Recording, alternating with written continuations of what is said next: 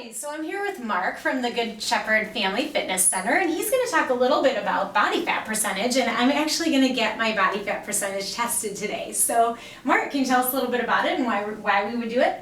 So we're going to test body fat percentage because what it'll do is it tells you for health levels. What happens is normally when you go to the doctor you get a BMI score. BMI is just height versus weight. And so what happens is that's for the average population, for people that don't exercise often.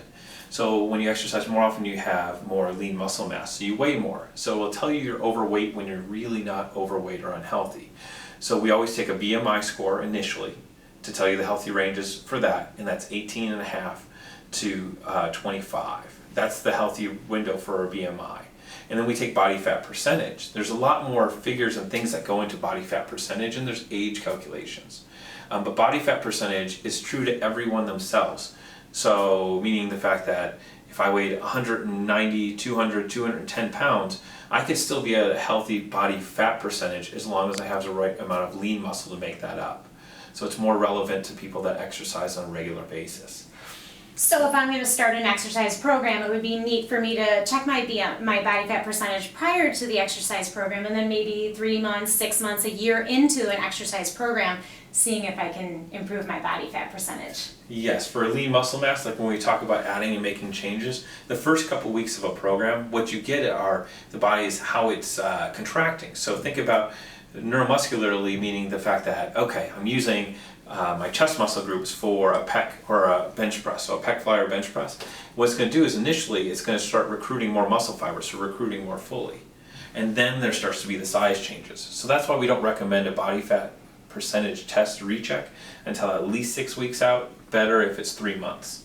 So we're going to do that now. So to test that, we use what's called a bioelectrical impedance scale. So what this does is it sends impulses in through your hands and feet, and how quickly it comes back is how it rates body fat percentage. So when we look at the scales for these, it's healthy for most people unless you have a pacemaker or that you're pregnant. So both of those, as long as you don't have them, you can use this scale. The things that you want to think about is actually being hydrated. So the first thing in the morning is not the best time to take this. So this one you still eat and drink normally like you would. Now you'll see that we remove shoes. So shoes are off right now. We'll do that to start the test. I have, for a better result, we're going to wipe the hands and feet just to get all the dirt off. So I'll have you wipe your hands first, obviously, because you don't want to wipe whatever's on your feet onto your hands. So you wipe feet, and then it creates better connection with electrical pieces here. So we're going to enter that, and what we're looking to enter is you do age, male or female, and whether you're in the athletic category or not.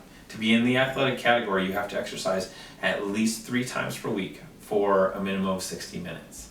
Anything besides that would be putting you in the standard or average category. So in our class, we're trying to get 30 minutes of physical activity a day, so hopefully we would be in that athletic category. Exactly. So what we're going to do is we're going to put it in for an athletic standard, and you can start by putting in age, because that relates to body fat percentage and the normal range is going to print out. So I'll have you enter your age here.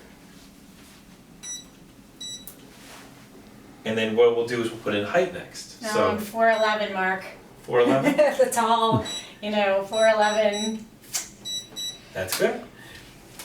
Never hit that 5 foot. Hold on to both of these. You're going to step up on the scale, and you're going to stand there for just a minute. What you want to do is make sure that your feet are on the sensors here, forward and back, so that your heel's touching. The hands are holding on. You don't have to hold it like a bear grip, but you just want to hold them comfortably in your hands. The tighter you squeeze it will not make your body fat percentage go down. Darn it.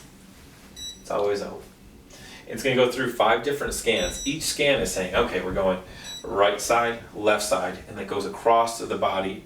And then there's one more where they send impulses in. It's called a flower effect. It goes for that center section. So you get a little bit better calculation. You can go ahead and step off, put the handles up on each side, and the results are on the screen.